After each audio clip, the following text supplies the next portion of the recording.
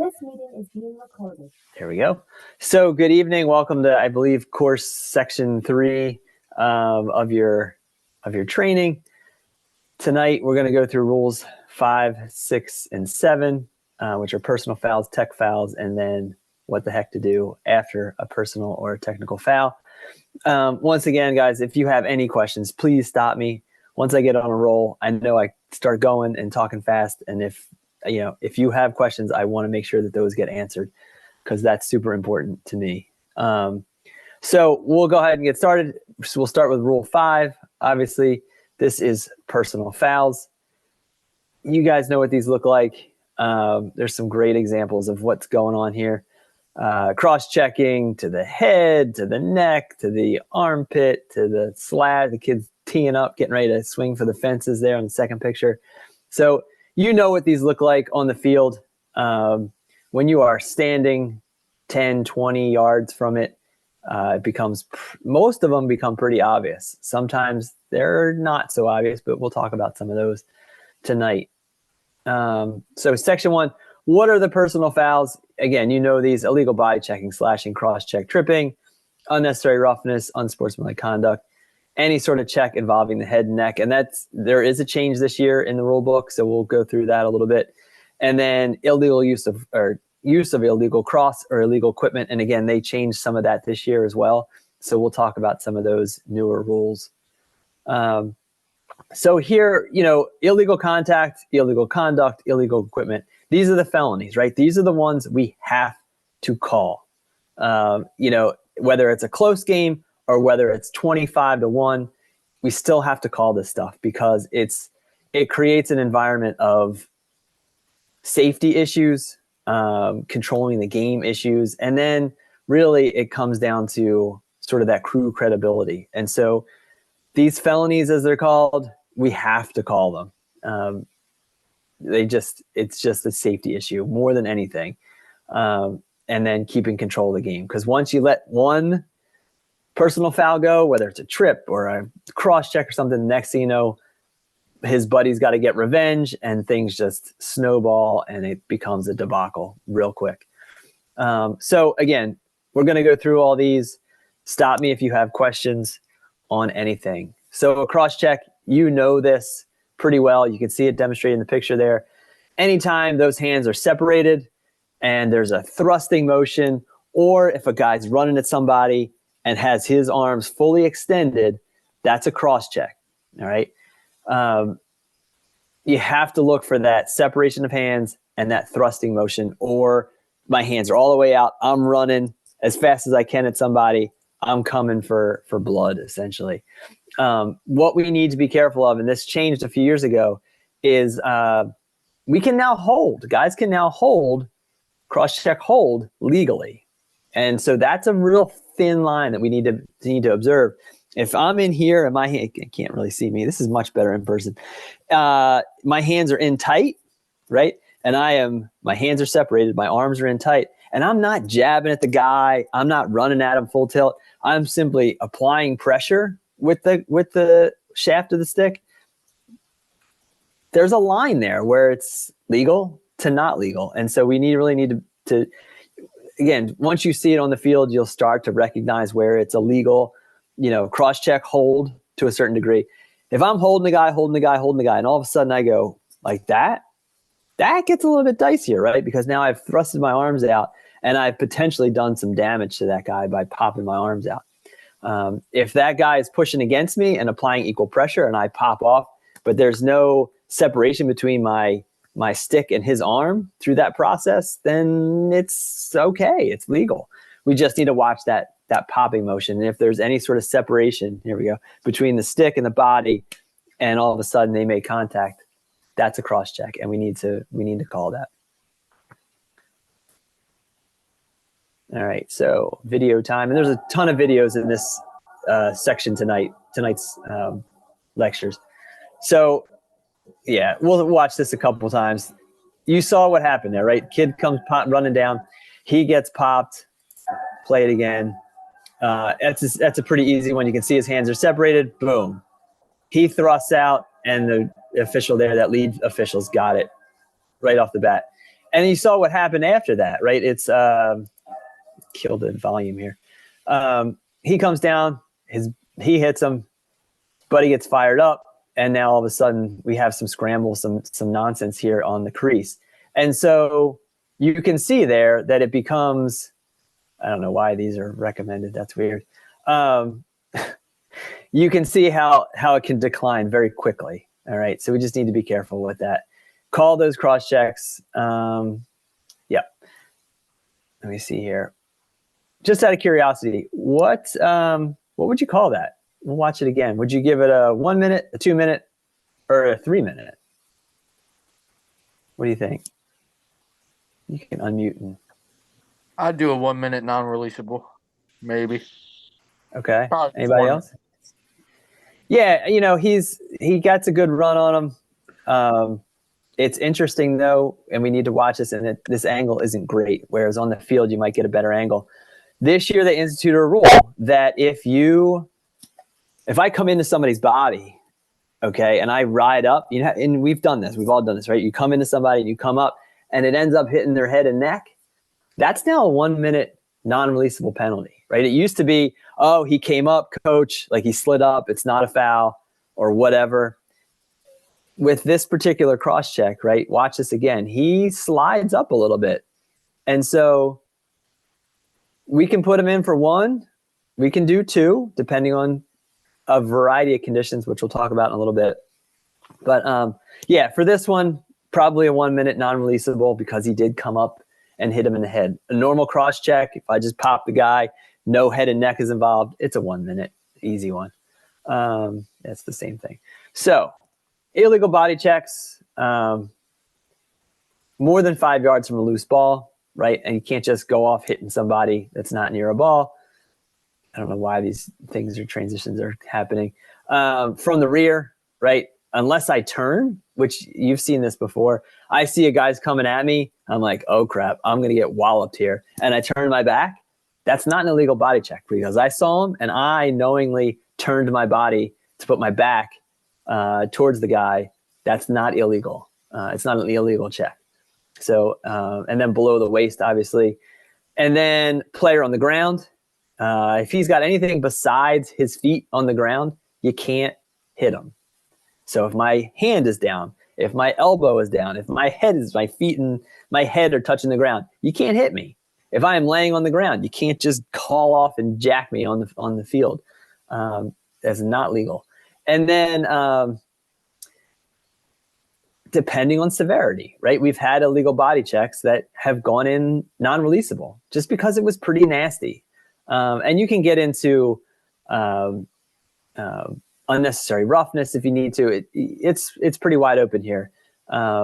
This is a good time to mention talking with your partner, right? So if you both put flags up, you should meet in a common area, meet in the middle of the field and discuss, hey, what'd you have there? Oh, I had an illegal body check. Well, I had unnecessary roughness. Hey, doesn't matter. Call it something, give it a 1 minute non-releasable and move on, right? So be mindful that the conditions can change, can vary depending on what you want to call, what you think you saw, and what your partner saw. All right. Checks involving the head or neck, always 2 to 3 minutes. This could be a cross check, uncontrolled / spearing, which at some of the lower levels of Delaware lacrosse, you'll see a guy run his head on offense. I've seen this. Run right into the guy with his head down. And you have to call that. That is an extraordinarily dangerous play, particularly if you're officiating like middle school or youth ball. I saw it once at a youth game locally. Kid was bigger, right? And he thought he was going to bull dodge this little guy in front of him. He dropped his head straight down and took his head square into the little guy. And I called spearing on him. And the coach lost his stuff, obviously. But that's just, it's cut and dry, right? If I lower my head and run into somebody, that's spearing, and it's a 1 to 3 minute, usually 2 or 3 minutes, because of my own head was involved. Legal follow through, then up to the neck, head and neck, becomes a 1 minute, new this year, and then targeting, which we'll talk about in a few minutes. So I added this one in here. Again, rule 542, cannot make indirect contact to an opponent's head or neck. And that occurs when my initial force moves into a guy's body, into his arm, into his chest, whatever, and I slide up into his head. That's a 1 minute non-releasable. And that's going to be not a hard call to make this year, but a lot of coaches aren't going to understand that right off the bat because they're used to it not being a rule. And so we're going to have to teach up these coaches a little bit and say, nope, new this year, if he makes incidental contact with the head or neck after a big hit or whatever, it's a 1 minute non-releasable penalty. And again, if it's excessively violent, you can go longer. We always have that right to go longer. If it was really nasty, you can do 2 or 3 minutes and possible ejection. Again, if you're thinking higher level, 2-3 minute ejection, you've got to talk to your partner. Make sure you two are on the same page, or all three of you are on the same page, depending on how you're operating. Make sure you're on the same page. And for it to be an ejection, like that comes with some serious consequences. So you need to make sure that the ejection is really the right call for what the kid did. If it is, you will be backed 100%, but just make sure that evidence is right there. All right, so here's one check involving the head or neck. So that is a very clear cross check to the head. Yeah, he tries to help him up. He's a gentleman now, but he destroyed that kid with a very illegal hit. All right, so I'm looking at 2, possibly 3 minutes on that one, just based on the conditions, right? Stage of game, how many times has this kid already hit somebody dangerously? Those kinds of things. Not necessarily how many personal fouls he has or anything, how many minutes he has, because I don't care about that. If he fouls out, that's on him. That's not on me. If he fouls out, that's because he did too many illegal things. And so this is like I said, a 2 or 3 minute, because it is a blatant cross check right to the noggin. And we can't have that. All right. Defenseless player. This is not new anymore, but it was new a few years ago. And, something that when you see it, you'll know it. Like it is pretty obvious. A lot of these things weren't illegal when we played, especially when I played. Those old buddy passes and stuff, you'd wait for somebody to throw a buddy pass just so you could crush a guy. That's not the case anymore, right? These are dangerous. They were dangerous then, which is probably why I had so many concussions, but very dangerous plays that we can't have in the game anymore. So blindside with or without possession, right? This can happen whether I have the ball or not. My head is down. If I am looking at a loose ball and I do not see you coming at me and you pop me, that's a defenseless player hit, and you need to call that one. It must be 2 or 3 minutes, non-releasable. Oops. Wow, where did that go? There's supposed to be another line in there. That's weird. That's right, I took it out. It must be 2 or 3 minutes, right? And I don't really understand what this picture has anything to do with defenseless player, but that's all right. So we have some video on these. And again, guys, please stop me if you have questions or you want to see a video again or whatever. So defenseless player. So we got guy carrying the ball. White picks it up.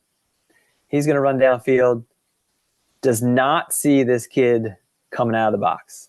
All right. And there's a couple things at play here. He doesn't see him. The kid coming out of the box has a good 10-yard run on him, which is already illegal right from the start. Even if it wasn't blindside, that's illegal. And then he sort of stands over him, sort of puffs up a little bit. This kid knew what he was doing. He knew that he was not going after the ball. He was just going to go after blood here. And this is extraordinarily dangerous. Fortunately, I think the kid does pop, the white jersey does pop up. But for that one, I'm looking at probably a 3. He knew what he was doing. He took a big old run. It was not a good lacrosse hit. It's an old school lacrosse hit, but it's not a good lacrosse hit. Highly illegal. If this kid has done other things in the game or his teammates, if it's getting heated, you could be looking at ejection for that because it's just unnecessary in the game of lacrosse, in today's game of lacrosse. And so be mindful of that. It's just nasty. And you can see, right, his buddies want to defend him, and so he gets in his face. Now all of a sudden, we have a potential for a fight or more hitting. So it just needs to come out of the game. We need to get rid of it. We need to nip that in the bud, as it were, pretty early. All right. So targeting.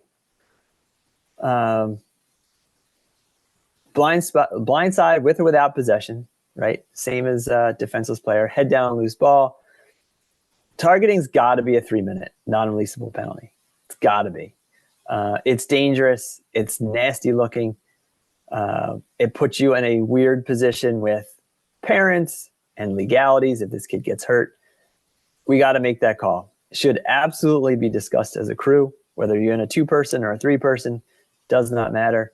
And some videos to get you going here. So White's got the ball.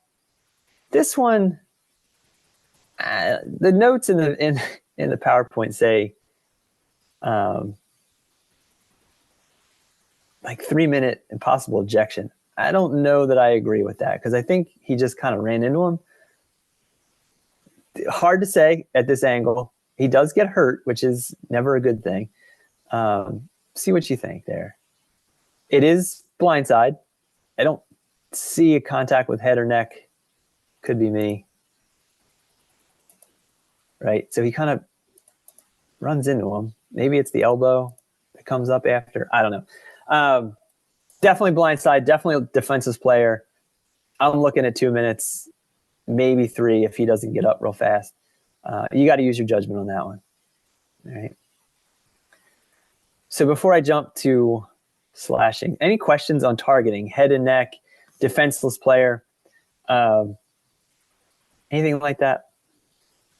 3 minutes. You're allowed back in the game because back in when I played in the 80s, I'm showing my age here. You got a minute, you were out. No, so 3 minutes. So as long as, yes, 3 minutes, you can come back in. Keep in mind the foul out, right? So it's not an ejection, but if you get 5 minutes of personal fouls, you have fouled out of the game. You're not ejected, you fouled out. So you can stay on the bench. It doesn't get reported to the DIAA. You got 5 minutes of personal foul time. You're done. You can come back the next game, all good. If you're ejected from a game, so that's 2 unsportsmanlike conduct fouls on you. That's just that nasty out of the box hit was a possible ejection. That comes with paperwork and repercussions from the school, from the DIAA. Like you got to sit the next game. So yeah, 3 minutes. If I just hauled off and popped somebody and I got a 3-minute foul and I'm clean the rest of the game, it's a 3-minute foul. I sat in the box for 3. My team was down for 3 minutes. I can come back in. Yep. Any other questions? All right. Again, stop me if you have any. Slashing. We know what this looks like, right? If I am on this field with these 2 players and his hands go back like that, my hand is already on the flag. Like I'm just waiting for contact. Now, if he swings and misses, right? You tell him to keep his stick down, take it down a notch, buddy, whatever you got to tell him, coach him down a little bit. But if he makes contact, that's an easy one. Everyone in the stands saw it. The coaches saw it. It's an easy call when he's arched back like that, ready to swing for the fences. So swing with vicious or reckless abandon. I love that term, reckless abandon. Striking the opponent in the head, back, leg. It doesn't matter where it lands. Even if it lands on his gloves, on his arm, whatever. If it's like this, that's an easy call to make. So some video in this. Forget which one this is. Yeah, so this guy's just beating on his arm, right? Just beating. He actually gets him for 2. you know what this looks like. Defenseman's not making a play for his stick.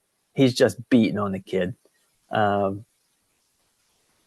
This gets into a little bit of level, right? In a middle school game, no way. Like, call it immediately. Throw that flag. In a high school, in a lower level high school game, you should call that definitely. If it's a high quality, higher level high school game, and these guys are bigger, faster, stronger, and they're giving each other some good licks, but not too crazy. Again, you got to walk that fine line. If he's just hacking on a bone, then yeah, like absolutely throw the flag. But if it's one good shot and he's running with the kid and it's just I'm here, I'm Mr. Defenseman and I'm here kind of thing. I was an attackman. I used to get those all the time. So, you got to use your judgment there. But in most cases, if the guy's just hacking on his arm, it's not good. It's not a good look. It's dangerous. Throw the flag. If he keeps on it like this kid does, right? He's got one there and he keeps hitting them and then he hits him again, absolutely call that second foul. And as you'll read in the rule book, and you know this from coaching, as soon as there's two flags down for two different penalties, we stop play. Like and we'll talk about that a little bit later. Look, I was an attackman. I used to do this in the 90s, like all the time. It's a little not legal now, right? And that was I don't know if that was a huge touch, but you know what you're looking for there. The attackman's coming with one arm. He's just going to get one good lick on that defenseman one last time. It's a slash, plain and simple. We'll watch it again. He comes up, he just hits him on sort of that back shoulder arm area. It's an easy call, particularly in middle school, especially JV level, lower level varsity. Absolutely. That's an easy one. When it gets into, again, upper level, high level, high school, use your judgment there. What you want to prevent is more of the same, right? So, okay, my guy just got slashed. So as an attackman, I'm going to haul off and hit this kid on his way downfield. That retaliation slash. So you got to kind of watch it. Tripping is always a hard one. And you know why. If I meant to trip him, that's one thing. That's an easy call. Unfortunately, a lot of times, most of the time, tripping occurs accidentally. But when we talk about advantage, disadvantage, even though it was an accident, the player was disadvantaged, right? I was advantaged because I tripped him. It gave me an extra step to pop his stick. We got to call it. And so this is obstructing below the waist with a positive primary action. Doesn't have to be intentional. Like I said, most are not. Happens usually after a missed check or a follow through on a check. If it's the player's own cross that trips him, so if I throw a good check, hits the kid's stick, and his own stick trips him, that's not a trip on me, right? That's on him. But if I throw a check and I miss or whatever, my stick bounces off his stick and it hits his leg and he trips, then it's on me. And then feet get tangled up. You've seen that a ton of times. The question you got to ask is, would he have gone down without help? And that's where we throw the flag. It's a pretty easy call. Most coaches know it's coming. They get frustrated because it's an accident. It happened, but we have to call it. Absolutely have to call it. And some video. I saw two bodies on the ground there. Right. So he's playing him. We can watch this again. He's playing him. Sort of gets a couple checks in and then causes that trip there. Watch it one last time. So his force on that last check was enough to sort of knock him over, trip him up a little bit. So they called it. All right, unnecessary roughness. this is the card that we hold up our sleeve, right? It's not nondescript, but it looks many different ways. Excessively violent holding, pushing infractions, and you know what those look like, right? If I hold just a little bit too much and pop the guy as a result, unnecessary roughness, pushing on even on a loose ball, right? Even if it's on a loose ball, if I push just a little too hard, it can be deemed unnecessary roughness. The temperature of the game will have a lot to do with that. If it's getting heated and you're trying to do some preventative officiating, that's a good call to make. It just sort of takes the steam out of everybody, calms the game down a little bit. Oh, he's looking for this. I better watch myself. It's just good officiating. Defensive player, violent contact with a screening opponent. We'll see a video on that one. Avoidable, deliberate, violent contact, punching blows.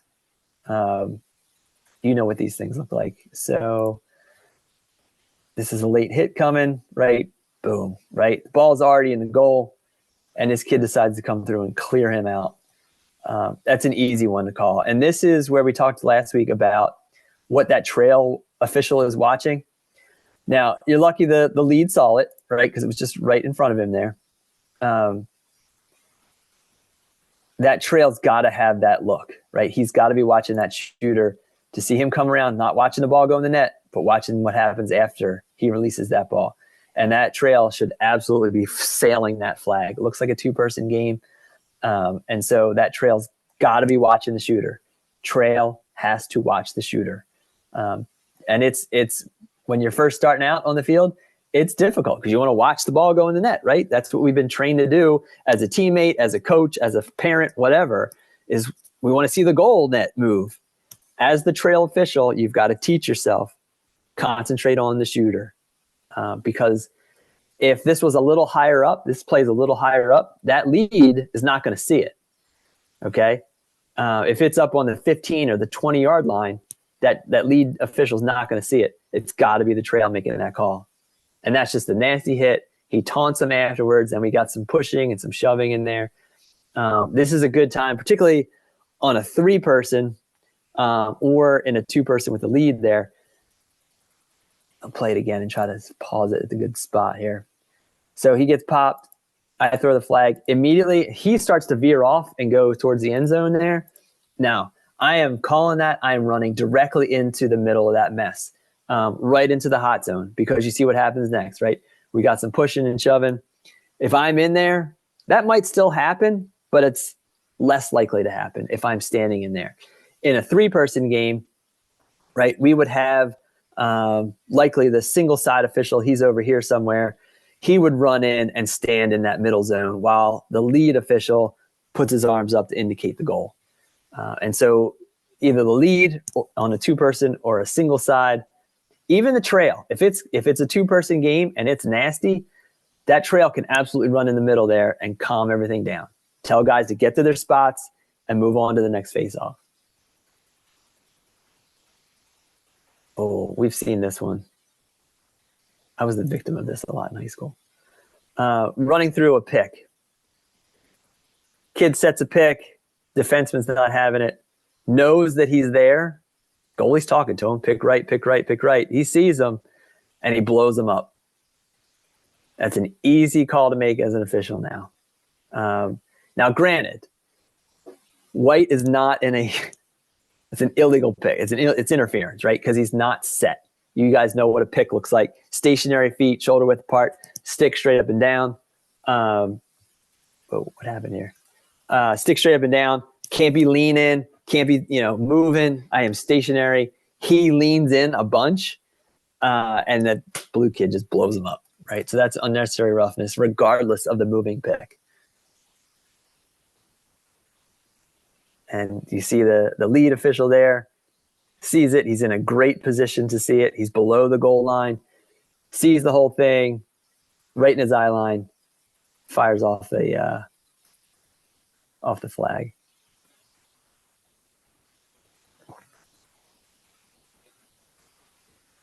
I don't know if this is the same play or a different play, or just a continuation. Oh, okay, yeah. There's another unnecessary, right? That's a Could be potentially blindside, but he gets him good. There might have been some helmet contact there, I think. Yeah. Oh, yeah. He got him square in the noggin. So that's an easy 2-minute. Again, depending on the temperature of the game, you could go 3 minutes. I don't know that that's an ejection foul unless this kid has just been doing this the whole game and you just want to sort of be done with him for the day. But that's a good 2-minute solid call there. Oh, illegal conduct. This is the unsportsmanlike, guys, and it's we want to call it a lot, right? If we had our way, we could call it all the time because we're getting yelled at by kids and coaches and parents. You got to sort of thicken your skin a bit and remember what's called the ladder. And that's essentially you're walking coaches, players, whatever it is, up a ladder from less intense punishment to more intense punishment. We don't, unless it's really called for, we want to avoid going straight to an unsportsmanlike or straight to an ejection.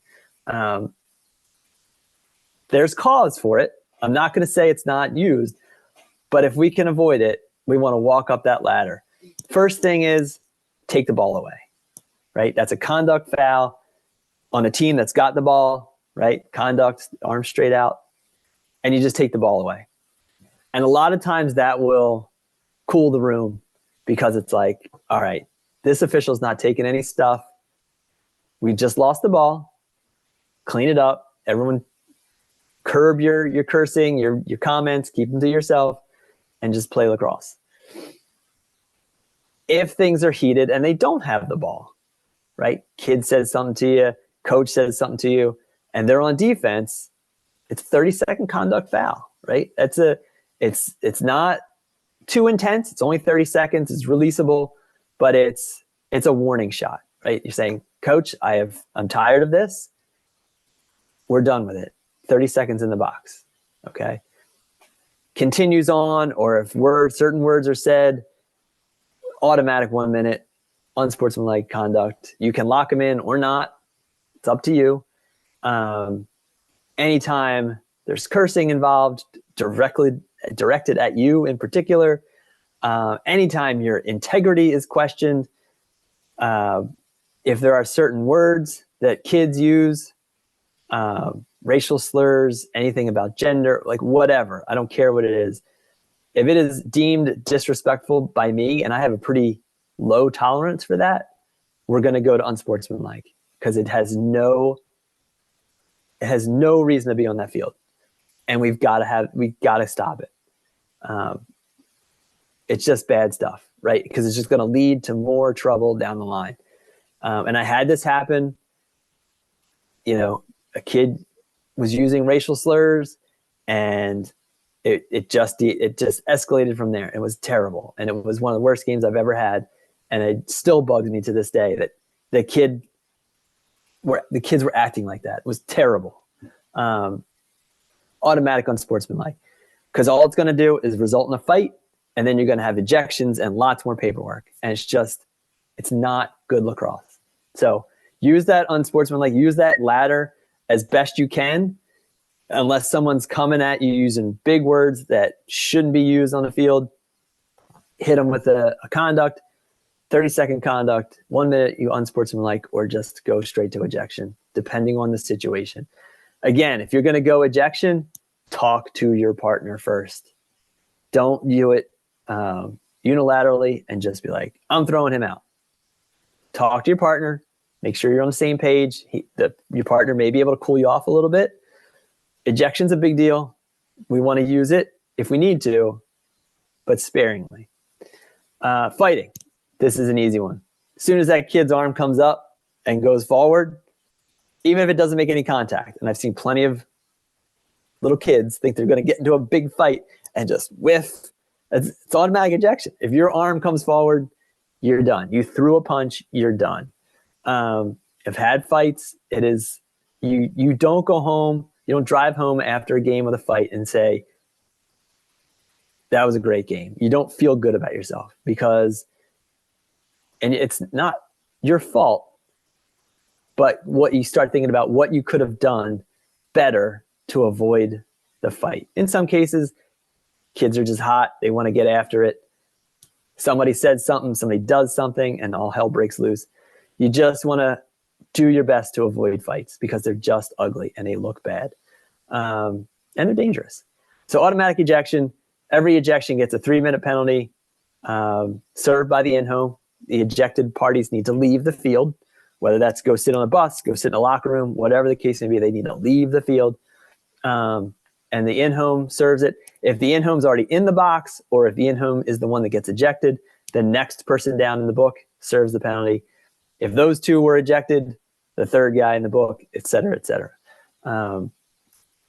Fighting, it only happens occasionally, but it does happen. And when you see it, no matter how much you prepare for it, you're like, is this really happening? What I tell people that I train, that I work with, if there's a fight, and I found myself in this situation, it was really dumb. I got in the middle of it, right? And there's like fists flying in front of me. I'm like, this is not good for me. Why am I in the middle? I don't have any pads on. I don't have a helmet on. Why am I doing this? And so I've learned now that if there is a fight, you get in there, you get close, and you just lay on your whistle, right? Because that sound is like ear piercing if you lay on it hard enough. Lay on that whistle. Usually guys are peeling each other off. Coaches, head coaches, only head coaches are allowed to come out onto the field and pull their guys, right? Red's coach shouldn't be touching blue. Like, don't let that happen.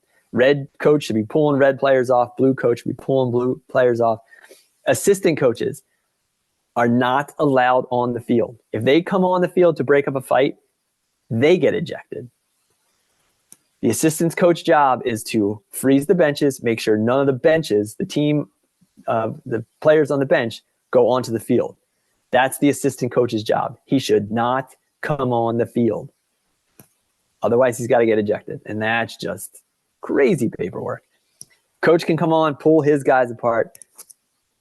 Nobody should be coming off the bench, players or assistant coaches. It's ejection. If they come off the bench, it's automatic ejection. Whether they land a punch or not, or throw a punch or not, if they step on the field, they're gone. And so it's vital. And there's a mechanic that you don't need to know now, but once we get out in the games and stuff, you'll get through the mechanic of how to stop a fight, how to patrol a fight. So 3-minute penalty. Coach's behavior, again, use that ladder. Do not ignore head coaches. Head coaches. You can ignore assistant coaches all you want. Head coaches, we need to pay them the respect that they are due. Take their question, right? Answer the question respectfully, calmly. Once you are satisfied that you have provided a good answer, coach, we're done. Coach, I'm going to head back on the field. Thank you for your question. And we're playing ball. And then be honest. Don't lie to a coach. Don't make up stories. Again, they deserve respect, particularly if they are giving you respect. There are coaches in our state that will not be respectful when asking questions. We know who some of those are. We can talk them down a little bit. But most of the coaches are like, hey, what was that? Explain this to me. And that's fine. I love answering questions, whether it's from a coach or a kid, doesn't matter. I'll give you a solid answer. I'll tell you what I saw. I'll tell you what my partner saw after we talk, that kind of thing. Don't ignore them. It just gets dirty. If you're on the bench side of the field officiating, and coach is like, I have a question, and the game's on, don't turn around and talk to the coach. Keep your eyes on the field and say, Coach, we'll talk the next stoppage of play. I'll talk to you on the next whistle. I'll talk to you at the quarter break. I need to focus on the game right now. And most of them will respect that and wait and then come over to you during the quarter break or whatever. But don't take your eyes off the field if play is in motion, right? Player behavior, controlling player-to-player interactions, talk them down, right? Talk them down, preventatively officiate. Trash talk, you can nip that out. You'll hear it. You're down there. In a lot of cases, you'll hear it. Say, that's enough, red. Green, get out of here. That's enough. Those kinds of things. Teammates, like this is an interesting one, right? So a goal, we have a goal. Goalie gets angry at his defenseman, starts cursing at him, calling him names. It's player to player on the same team. It's hard to call a penalty on that, but talk the guys down. Say, guys, enough of the language. If grandma in the stands can hear it, you need to call it, right? If he's like, you defensemen effing suck, and loud, like that grandma or a kid hears it in the stands, yeah, it's dicey. You can call that. Certainly if they're talking trash to opponents, you want to knock that out as soon as possible because it's just going to get worse. And certainly if a player says anything derogatory towards you, curses, name call, anything like that, we got to knock that out because that's ridiculous. You are all, I'm guessing, of a certain age, 18 or older. We don't need to be spoken to by high schoolers or middle schoolers in a certain way. Like that's just ridiculous. And I don't tolerate it. I've had teams at Delaware Turf that come in from, how tournaments are there, come in from all over the country. And there's like 7th graders like cursing at me. Like, no way that a 12-year-old is going to curse at me and get away with it. It's not happening. So, and again, anything having to do with race or gender, that needs to be knocked out immedately. You don't even worry about the ladder. Go straight to an unsportsmanlike if it's called for. Yeah, we don't need to do that. Team behavior. Captains can help. Usually they're pretty good about it. Sometimes the captains are involved in poor behavior. It's part of the game. Talk to and you'll hear this in pregame with captains at the coin toss. Guys, you are here to help us out as best you can. Control your players. Make sure you guys are just talking to your teammates, not talking to the other team, those kinds of things. And you'll hear different official spiels in those coin toss conversations. And then all warnings are team warnings, right? If I tell Red 12, like, enough of the trash talk, enough of this, enough of that, that goes to the whole team. They all heard it. All heard me say, number 12, knock it off. It's a warning. It's a field warning for the entire team. All right. Other personal foul. So before we get to that, any questions on behavior, conduct, unsportsmanlike conduct, the ladder, anything like that?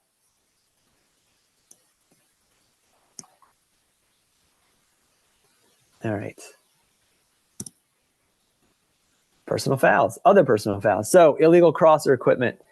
Again, the rules changed on this a little bit this year, so be mindful of that. Gloves must completely cover the hands. If it's worn out, right, it's obviously not cut. Remember, we all used to cut our palms out like 30 years ago. I don't think it was illegal then, but we all did it. If it's worn away, particularly at the end of the season, right, the gloves are sort of shot at this point, and his palm is sticking out or his fingers are sticking out, have him tape him up.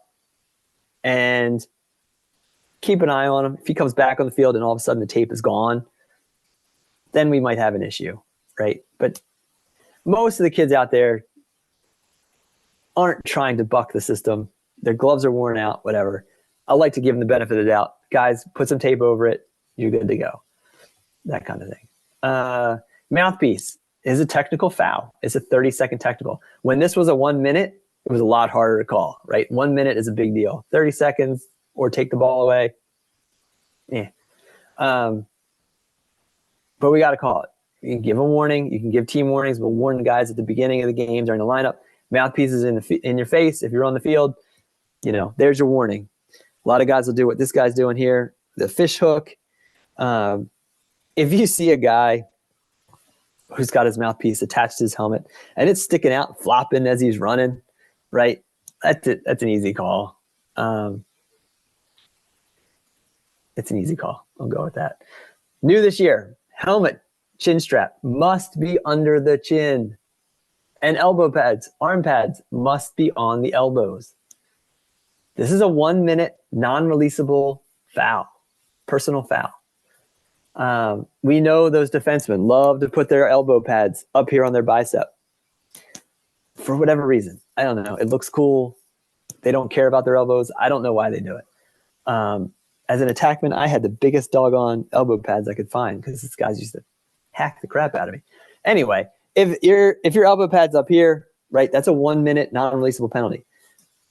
Chin strap, and you see this a lot in college, and they've adjusted their rules this year to solve some of this. If my chin strap's over my mouth, right, so that I can just pull my helmet on and off without any sort of concern, it's a 1 minute foul, a non-releasable foul.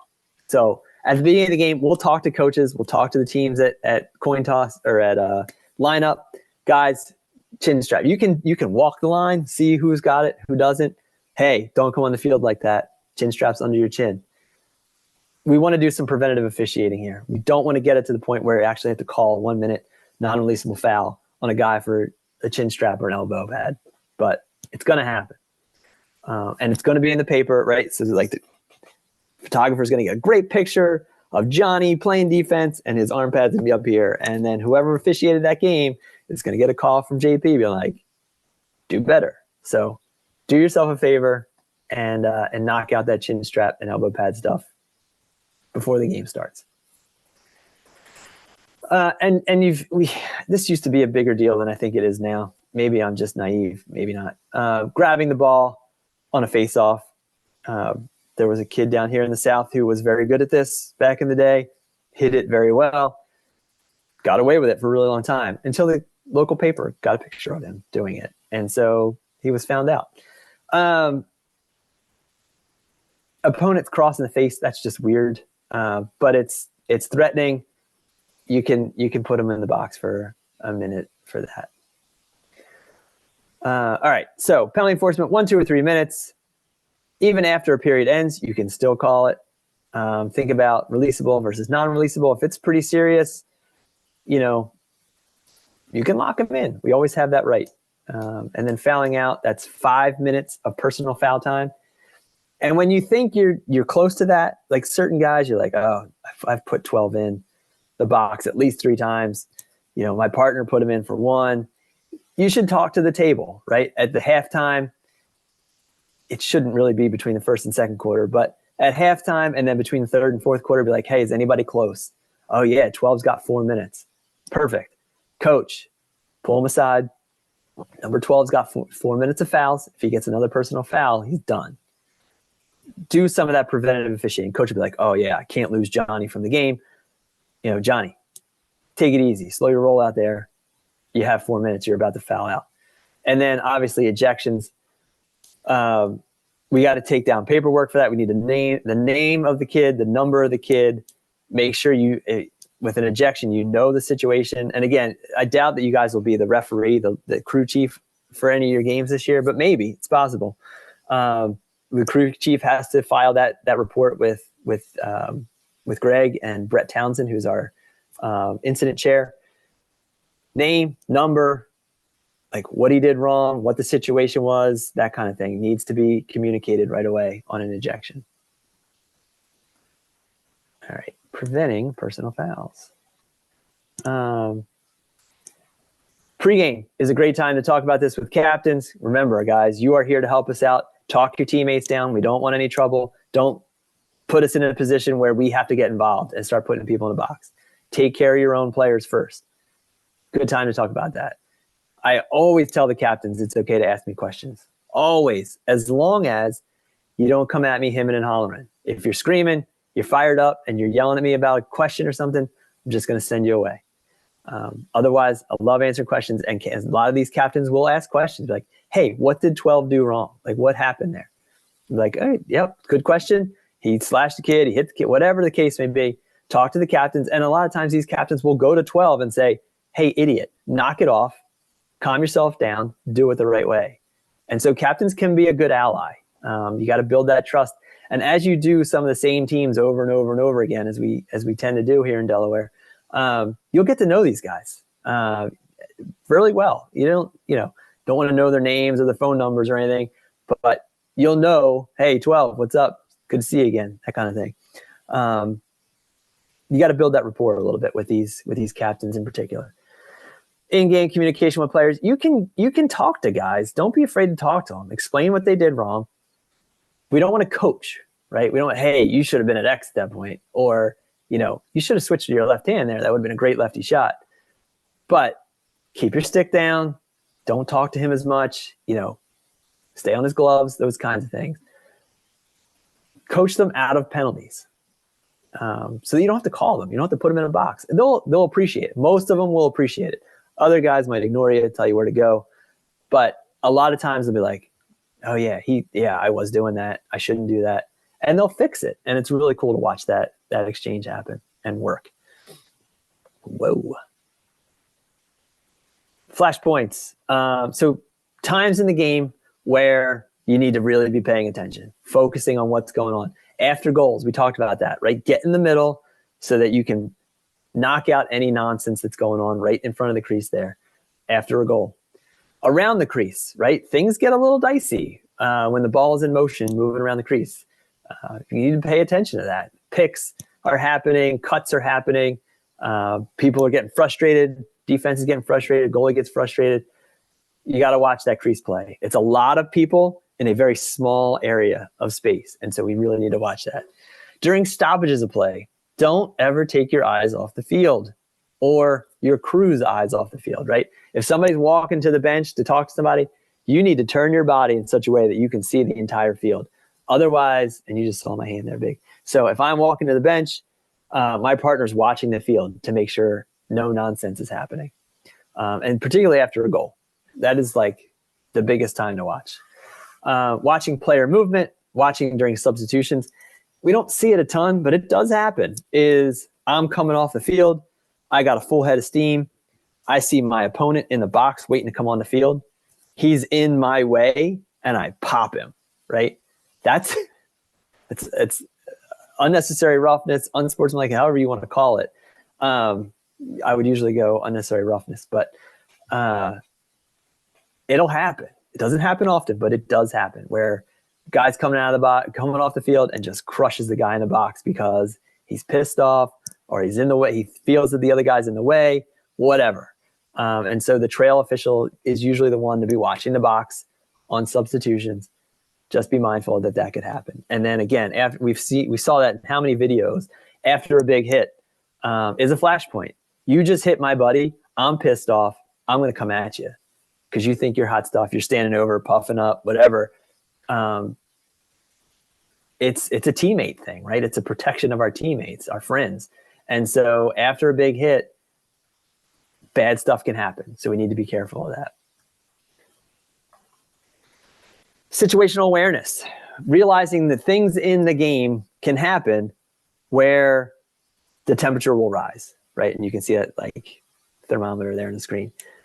A momentum shift, right? You have red is up by 5 goals. They think they got this game in the bag. And all of a sudden, blue scores 2, 3 goals right away. And all of a sudden, red's like, oh crap. And they get a little fired up. That shift in momentum can be a flashpoint, can be a sticky situation. So you need to be mindful of that. Big, long, loose ball scrums. These are painful, right? A lot of times teams can't pick up the ball because there's 18 sticks in there and it's all hell's breaking loose. You got to watch. Look for something, anything to call a loose ball push, loose ball hold. Doesn't matter. Like try to get the ball off the ground and into somebody's stick so that you regain some of that control. First 5 minutes of a game. Kids aren't tired yet. They're all tuned up from testosterone, energy drinks. The teacher in last period that made them really angry, whatever it is, those first 5 minutes of the game, real dicey because they have just this angst and anger and energy that they don't have at minute, 40 of the game. So be mindful of that. Those first 5 minutes can be pretty energizing for you, but also it can be dicey depending on what happens, particularly if somebody comes out of the chute and gets a goal in the first 15 seconds, right? The other team's pissed off. They're frustrated already. First 15 seconds, the other team's flying high. They just took it to you in 15 seconds.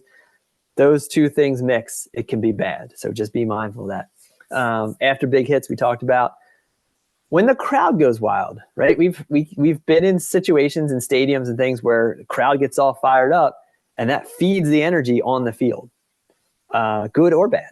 And so we just need to be mindful of that and realizing that and when the crowd gets fired up, kids on the field might get fired up too. And then near the lines, it's such a pain in the butt. You have a big play. they see that and that sideline. They're like, oh, and you hear parents yelling it, knock him out, hit him out of bounds, whatever. You know, those lines are crucial. You've got to be paying attention. One thing that just gets me every time it happens is this idea of I'm carrying the ball downfield and my defenseman and his dad's yelling in the crowd, push him out, push him out. So what's he do? Comes from behind, pushes me out of bounds. Yes, in theory, I did go out of bounds. But it's a push from behind with possession, right? And I make that call. A lot of guys sort of waver from it a little bit. But if it's a blatant push from behind with possession just to get the guy out of bounds, you're going in the box for 30 seconds. It's real easy to me. All right, so we have a bunch of You Make the Call videos, and these are good. I'll pause it real quick. So USA Lacrosse will post these on their Facebook page every now and then, which is like USA Lacrosse officials. I forget what the heck it is. If you're on Facebook, you can find it. Greg and JP will sometimes post these within our group just to sort of get conversation going. These are cool video clips, and they tend to spark some discussion. And so let's take a look at this first one here, and we can talk about it. So we're supposed to watch this number 1 here in the middle. So he's got the ball, he's running, and what happens? He trips, he sort of slides down. So these kids start hacking on him a little bit while he's on the ground, right? And we see there might have been a hold there. The notes say that there's a slash in there somewhere. Yeah, maybe that long pole came down a little hard on his arm. Oh, this is fancy.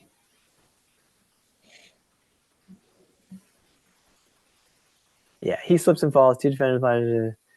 He can stick check him. Yeah, I don't know why these notes say slashing, so ignore that.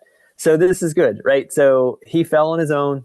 23 comes in and plays him, but doesn't really do anything illegal. Try this again. Right, he sort of falls on top of him. I wouldn't call anything there. Long pole comes in, chops at his stick. Now, if the long pole comes in and hacks at his shoulder or anything, then we got an issue. But that looks pretty clean. We're good to go.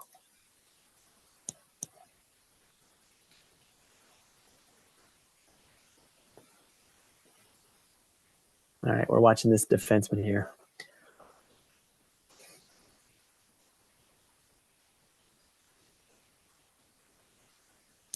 Anything there, guys? Watch him again. He's coming through. Guy gets the ball. I don't see anything there. It looks like a good, it's not quite a hit, more of a push. He's on his front side. Hands are together. Let's see what we got.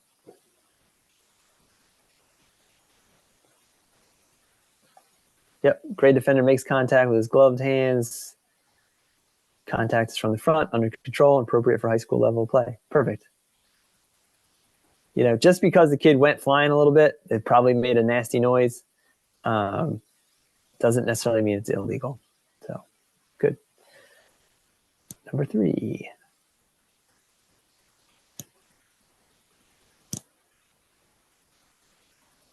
So we're going to watch the keeper, I believe it is. You know what's coming. Yeah, that's coming.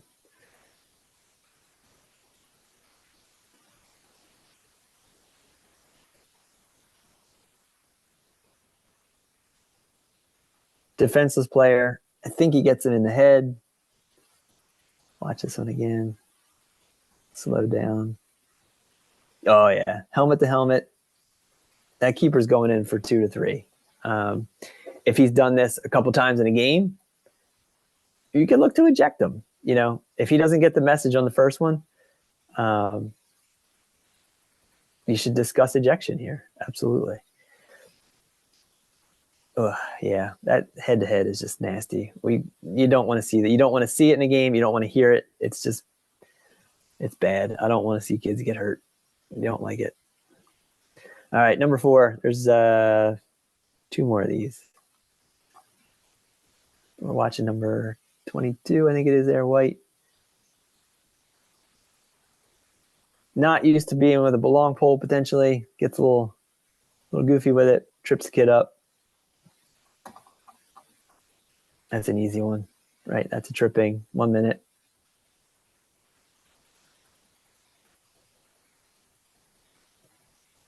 So he does retain possession there. So we threw the flag, but play is still going on, right? We let this one play out until either there's another flag and we'll talk about this in one of the next PowerPoints, but there's no stoppage of play here. He still has the ball. He's healthy. He's going to the cooker. He's going to pass to his buddies, whatever. We'll throw the flag and let it play. Flag down, slow whistle here. All right, enough of that one. Number 5.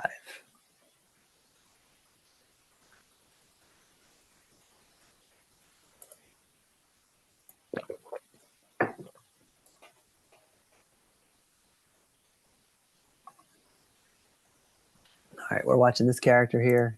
Get rid of that.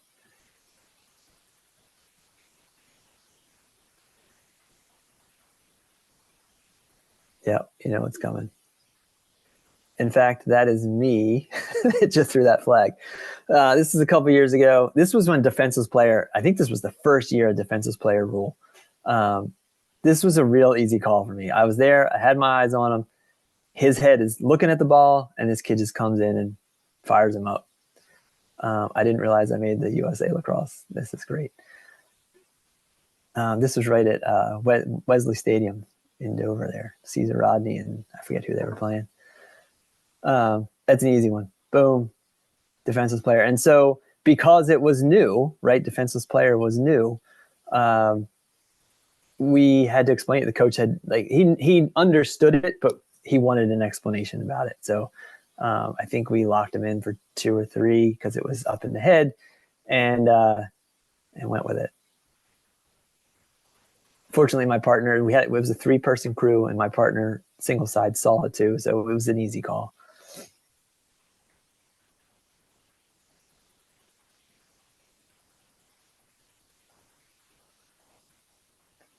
So this is a late hit. You know, not totally the guy's fault. He didn't know he was going to shoot it, but he saw him shoot. He needs to pull up. So he drops an elbow right on that kid's head. And that's something else to watch, particularly in high school ball around here. Well, high school ball in general is in middle school too, actually. The size difference of kids, right? Some kids grow really big in 7th and 8th grade, and they're playing against a 6th grader who's like this big. And what's a normal hit to this kid, because he's 6 foot tall now, he ends up popping the kid in the head because the 6th grader is tiny. And so that sort of size difference, you can see it here a little bit. And this is high school.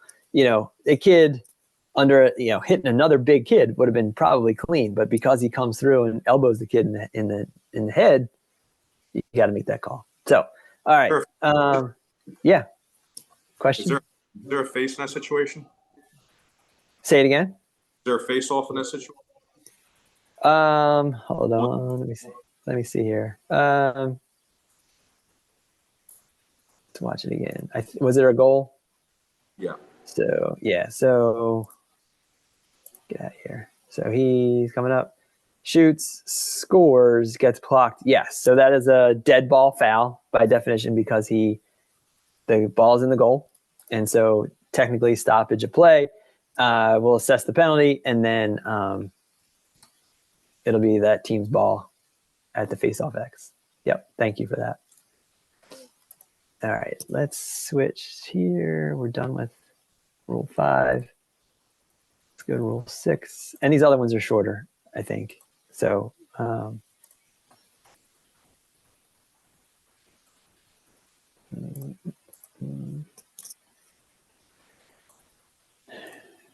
can you see that Rule 6 slide? Yes. Perfect. Thank you. All right. Rule 6. So technical fouls. So less intense in nature. What technical fouls get into, guys, is really the difference between advantage and disadvantage, right? And so these are oftentimes, they're less cut and dry than the felonies, right? Than the personal fouls. And it gets into, was the player disadvantaged enough to call something? And this is a really hard one to distinguish even for veteran officials, that line between advantage, disadvantage, right? And nothing. So these include offsides, crease violations, illegal procedures. You know all these: holding, interference, pushing, conduct, and stalling. Let's talk about the motion fouls. Offsides. There's not always an advantage with offsides, right? You have an attackman who's going in a blaze of glory and doesn't see the line or starts just over the line. There's no disadvantage to the clearing team. It's just some knucklehead attackman. I've done it. Who just couldn't stop before the line. There's no advantage.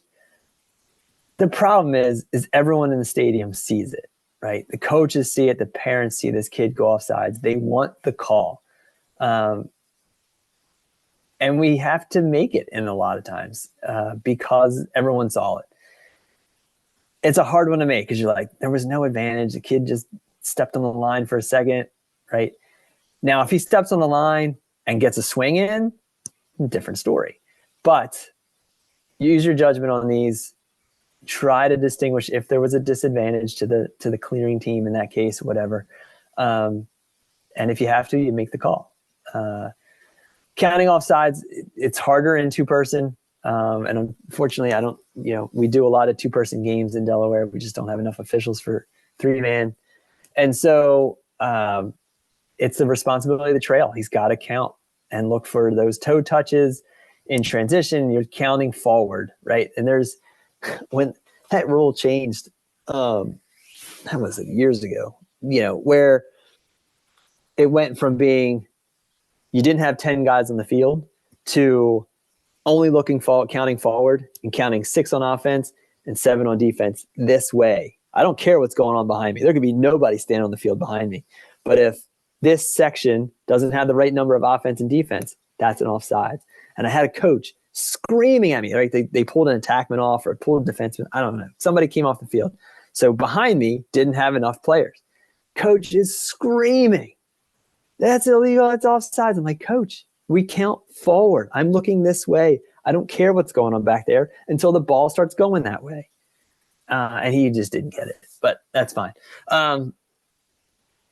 Yeah. So once it's you got to have it as a trail. You're counting.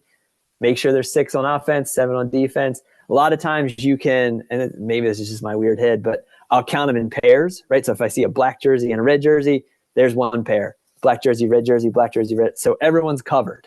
There's no one just out there running around or a defenseman with nobody to play, right? You're looking for those pairs sometimes. I'll do that all the time, but in like a settled situation, that's what I'm looking for. All right, let's see what this is. Offsides. So blue jumps over and he stops on the line. We're not looking at him though. Who are we looking at? We're looking at blue. 1, 2, 3, 4, 5, 6, 7 blues, right? Offsides. He's counting. He's calling it here on the left. Watch it again. And this often isn't as easy. So that guy should have been staying back. He chose not to. So we have 7 blues on the field. I want to point out that this trail official here, he blows it in, right? What not to do in this situation is to count backwards, right? Because that doesn't account for anybody that's coming in and out of the box. So if he turns around right now, he'll see 2 defensemen and a goalie. That's not indicative of offsides, right? So there could be someone coming in and out, sneaking in and out of here on the box that he can't see. He's got to be counting forward, right, towards the goal. And as soon as this was an easy one. You're seeing 1, 2, 3, 4, 5, 6, 7. Yep, technical foul, offsides. We're going the other way. No flag, just a change of possession. Back to White. White can pick up the ball right where it ends, right there where that 5 or that 3 is. And we're going the other way. That's a quick and easy whistle and call. This one, knucklehead attackman, I think jumps over. Just isn't paying attention to where the line is. He's already over. There was disadvantage, right? Because he jumps over, he keeps playing the kid. That's an easy one. Everyone saw him jump over and jump back, particularly when they make it obvious like that. And yeah, that's an easy one. Crease violations. It's not always an advantage with a crease violation, right? If some knucklehead attackman, ball's on the other side of the field and he just runs through, was there an advantage gained? He's not like running up against a defenseman trying to beat him to the front of the cage to get a pass. He's just not paying attention and walks through. There's no advantage or disadvantage there, but it's a line call, right? And so you have to call it because and everything is videoed now, right? And so if that gets back, oh, Chris didn't call it, this blatant in the crease, it's just a pain in the butt. So you see a guy walk through the crease that's not supposed to be there, you got to call it. If their ball is loose, you can call play on. That makes it nice because there's no flag or anything involved. And as soon as, if he steps in, but the goalie picks up the ball anyway, you play on, play off, and we're going. There's no stoppage of play. He was able to pick up the ball cleanly. We're good. Illegal procedure. It's the catch-all, right? We can use this for all sorts of crazy things. You do need to explain what happened, right? Illegal procedure. It's too general. So you need to give coaches, players an idea of what the heck happened. Add explanation if need be, delay a game. You can call delay a game if a coach is asking needs more explanation. You're like, Coach, I'll get you at the quarter break, whatever. And they keep pushing. You could call delay a game, whatever. Mouthpiece. Be consistent. If you're going to call it on blue, you got to call it on white too. That's just the way it is. Illegal screens. This happens a lot, fair amount. Moving picks. Moving pick by definition isn't in the book, so you have to call it a screen. Illegal screen or interference. Usually illegal screen is just easier. No more than shoulder width apart with your feet, right? Hands, arms, and stick are a nice straight line inside the body frame. We have guys that lean, right? They're trying to either not get hit or brace themselves or lean into the defenseman and try to knock them off a little bit. It's an illegal pick. Real easy, dead, stop play, turn the ball over, go the other way. A lot of times around here in Delaware, guys will set picks and won't actually touch a guy. So if he doesn't touch the pick man, say this kid's got his feet wide apart, his stick is sideways, his elbows are out, and he leans, but the defenseman never touches him, it's not an illegal screen, right? We don't need to call that. I would tell the kid, hey, or more likely the coach, that pick back there was a train wreck. Tell him to keep his feet together or shoulder width apart, hands and sticks straight up and down, and don't lean, right? If there's no contact, there's no call. So here we have an illegal pick. Let's watch that again. He leans, right? That's he sort of dips his head. He leans a little bit. Yeah, he knows he did it. Coach is going to be angry at him. He knows it. You can hear the coach. That wasn't illegal. It was. He leans. We're done. Good. All right. Illegal contact. Holding. Holding. It's often easy to pick out if there was a disadvantage. Sometimes it's better to just let it play out.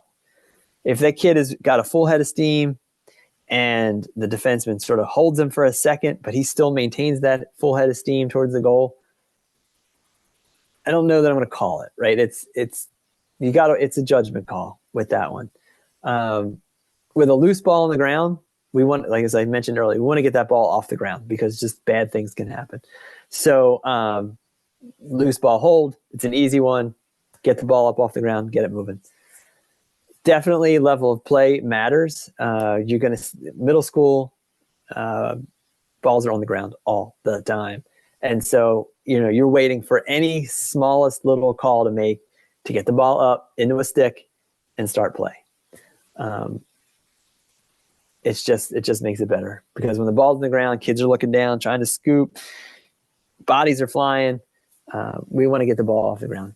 And then contact and pressure, right? We talk about equal pressure. If I am up against my defenseman and we are sort of stalemated together, we're both leaning into each other until he overpowers me or I overpower him. There's no hold there, right? There's equal pressure. There's contact is fine. Equal pressure, we're pushing against each other. If he impedes me in any way as the ball holder, then it's holding, right? You can call that one. Let's look at this.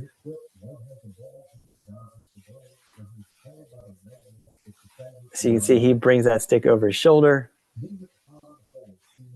and just delays enough. It disadvantages him enough to call it.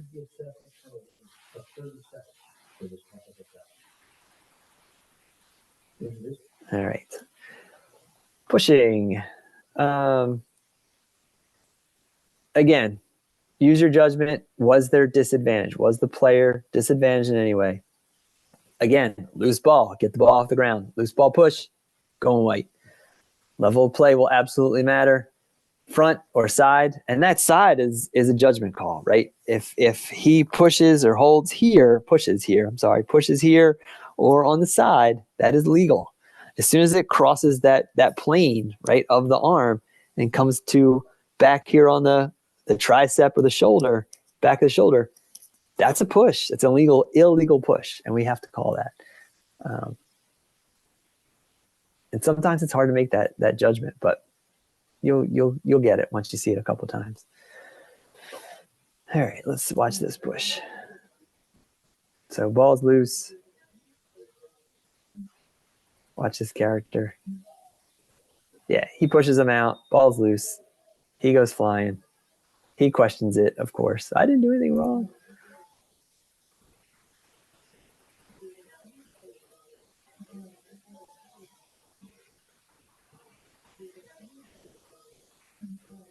I don't know why it's not playing.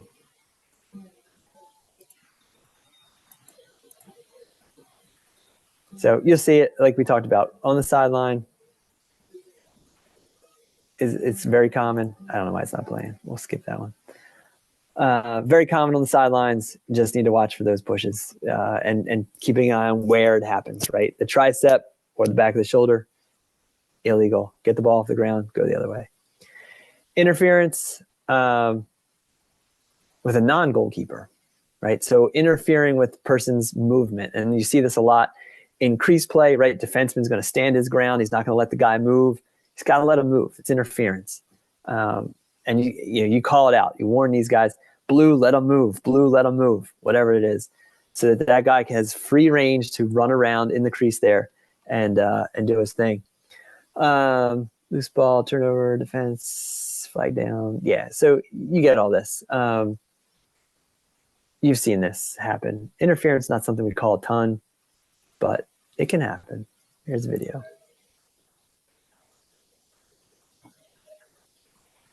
Yeah, you can watch. It's usually right in front of the goal there, that in the key, so to speak.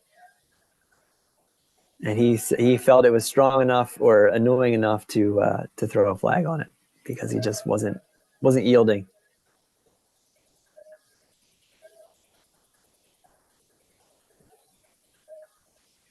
I don't know why. There we go. All right, getting short on time, so we're gonna cruise through here. So another interference example.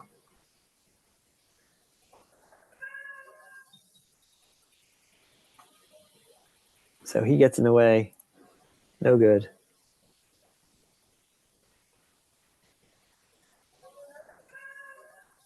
Again, it happens a ton right in front of the crease there. Off ball, typically. But it happens. Conduct fouls. Again, we talked about these earlier. Use the coaches and players. Used to get the coaches and players under control. It's simple as taking the ball away. Most coaches will get it. Back off. If they don't, we walk them up that ladder. We can't call things on fans. We can ask coaches. We can ask site directors, athletic directors, whoever's there. Hey, that guy in the red hat's being a pain in the butt. Go talk to him. And you reserve the right to kick anybody out of the game that you want, out of the stadium. I mean, but use that judiciously as well. Use it before unsportsmanlike, unless an unsportsmanlike is warranted, and be consistent with both teams. You know, if one coach is being really loud, talk to him. Don't take it out on the other coach. He's got his right to get some questions into, but we want to make sure we're consistent. Stalling, last 2 minutes is a given if it's 4 goals or less. That's new a couple of years ago at this point. 4 goals or less, last 2 minutes, got to keep it in the box. You can also use it subjectively. Team keeps bringing it down. They just want to take the air out of the ball. You can hit them with a stall. I usually, like I think I said last week, give them, 60 seconds to 45, 60 seconds to set something up, start running plays, start looking like they're attacking the goal. If they don't do that, what our sign typically is sort of an arm across the chest. Hey, partners, I'm thinking about putting a stall in. If they're, yeah, I agree, Chris. I think this is a good idea. Wait till the ball goes in the box behind the net and we put it on, right? Keep it in the box. If they're keeping it out of the box on purpose, get in the box. You got 10 seconds to get in the box and then hit them with the keep it in. And also keep in mind if they're being played, right? So if they're not playing defense on this team that's out just taking the air out of the ball, you don't have to put stalling on. They have to be playing defense. And it's hard because if they're going zone, then it doesn't necessarily look like they're playing defense. But you know how to judge that one. You've seen it before. And most coaches will alert you to their that they think is stalling is happening. So they'll be very vocal about that. We have just a few minutes left. I'm going to see if I'll start this last PowerPoint, see if we can't get through most of it. And if not, we can get you the rest later on. But this is penalty enforcement. So this is how the heck to adjudicate a penalty and move on from a penalty. So you see a penalty, you throw your flag, recognize the situation, take your time, right? You're in no rush to spit out what the penalty was. You saw something that you didn't like, it triggered a rule question in your head, throw the flag. What I used to struggle with when I was starting out is make sure you know what number the penalty is on. Sometimes it's hard. Some of these uniforms, particularly if they're the jersey type or the penny type, like this kid's got on here on the right, they're not the easiest thing to see all the time. And so make sure you can try to get a number on who the heck it was. And that way it just eases the communication with your partners and the coaches and the table. That's what it says there. Get the thing back in play and move on as fast as possible. So a foul occurs. It's a nice little flow chart. Loose ball, is it a personal foul? You get a flag and a whistle. If it's a technical foul, it's a play on, right? Play on, hand up, play on. See what happens in the first 2, 3, 4 seconds tops. If nothing's happening, whistle it dead, award the ball, and move on. The team in possession fouls. If it's a personal, throw the flag, whistle right away. Technical foul, it's a turnover, right? Whistle it, turn the ball over, go the other way. Team not in possession fouls the team in possession. Personal foul, it's a slow whistle, right? We throw the flag, we wait, and I have there's a mnemonic, an acronym, or a mnemonic, I guess, to know when to blow the whistle. Technical foul, we throw the flag, right? They're not in possession, so it's a flag down, slow whistle play. Yell flag down, even if your flag doesn't come out on your first pull out of your belt, right? Flag down, throw it. So again, the crew should echo it so that the coaches know, the team knows, the partners know that there's a flag down, and then know when to stop play. And that's that goodies mnemonic, GOODIES, goodies, which is goal. That obviously stops a play. The offense commits a foul. Ball goes out of bounds. The defense gains possession. That's an immediate stoppage of play. defense, flag down, defense picks it up, we stop. If there's an injury, if we have to stop for an injury, if somebody's in the field of play, right in the mix there, and is hurt, you got to stop the play.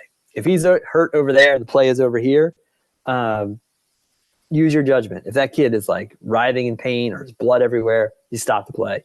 If he just fell and he's sad about it and he didn't get up right away, you can let it sort of play out, protecting that player, understanding that if the ball goes over there, we're stopping. End of a period or any sort of equipment loss, so those are our E's.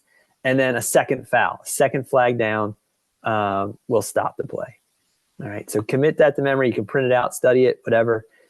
Super helpful to remember when you stop the play on a foul. Flag down, slow whistle, slows the flag. If there's a scoring opportunity, we let it play, right? If he is cooking on the way to that goal, you don't want to stop the play because then you're disadvantaging the team. Even if there's two flags, if he is like feet from the goal, we let it play out. And then again, you're on your goodies there. This guy just throws a big flag. We don't need to watch that.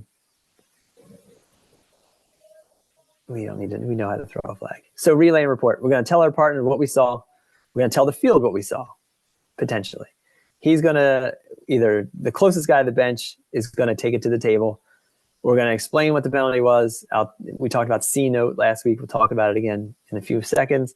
Tell the coaches, and then come back out and tell the goalkeeper. Keeper, 30 seconds. You're down for 60 seconds / 1 minute, whatever you want to say to him. Make sure he knows what the situation is, right? Many of us will look at if there's a clock on the field. He goes in the penalty box at 2:33. He's coming out at 1:33, right? We let the clock, and that's good for us to get it in our brains, but also for the field to know that they're done at 1:33. So C note, blue is the color, number, the offense, and then the time, right? So blue, 2 / 1 minute. You can repeat it, any part of that. And then explanation if warranted. I forget this guy's name. He's a pretty famous official. There you go. He nails it.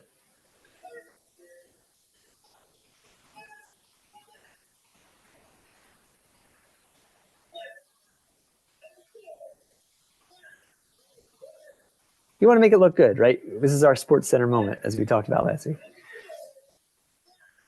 And the critical part here is that the table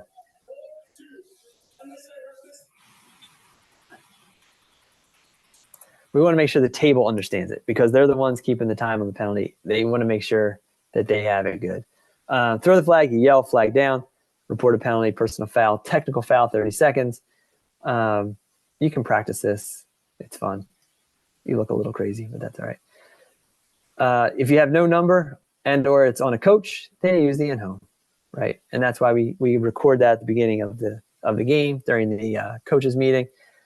We get the in-home, we write it right on our cards. That way, if we don't have someone that we can put in the box, the in-home goes and serves it. Play on, keep them short. Don't let a play on run 2, 3, 5, 10 seconds. It's just bad business. So if we have a loose ball, we yell play on. If teammate doesn't pick up the ball immediately, you stop play and then signal what happened, push, loose ball push, and we move on, right? We're going red. If they gain possession in a quick amount of time, we yell play off or play, doesn't matter, play off. That just means we're not calling anything, go forward, continue on, no whistles. So we have loose ball push here. There he goes, play on. He picks up the ball, it's play off, right? He was fouled. Technical foul, picked up the ball, we're going. That's a good one. You can practice these signals, guys. You can do them in front of a mirror or not. It's good to just practice those signals, make it look sharp so that when you're on the field, it's not like / 1 minute, big, like those guys in the video, / 1 minute, right? Nice and big so everyone can see it. We talked about mistakes last week. If you screw up, stop the clock, make sure everyone knows that you screwed up within reason. Tell them what happened, how you're going to correct it, and move on. Don't belabor it in your head. Just go, right? Get over it, move on. All right, that's the end of that one. Awesome. We made it through three rules, guys. We lost a couple people. That's all right.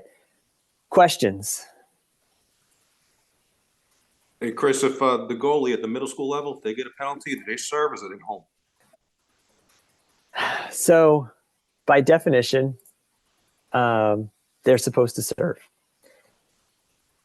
Middle school, it's tough, right? It really depends on if there's no other kid with a cup, right? That's number one. And they should all, by definition, have cups this year. They're supposed to have them all last year. We try to work it out with the other coach. Look, they don't have another goalie. Do you mind? Usually they're good about it and say, yep, keep them in, put the in-home in, whatever. We should be making them put him in the box. He should serve his own penalty. It's tough. It's middle school, right? I have a middle schooler. I officiate middle school. Like, it's a tough call. If you can afford it, put him in the box, let him learn his lesson. If not, try your best to work around it. Other questions? JV level? No, he's serving his own penalty. Find somebody, put him in the cage. Any other questions? All right, I'll stop recording.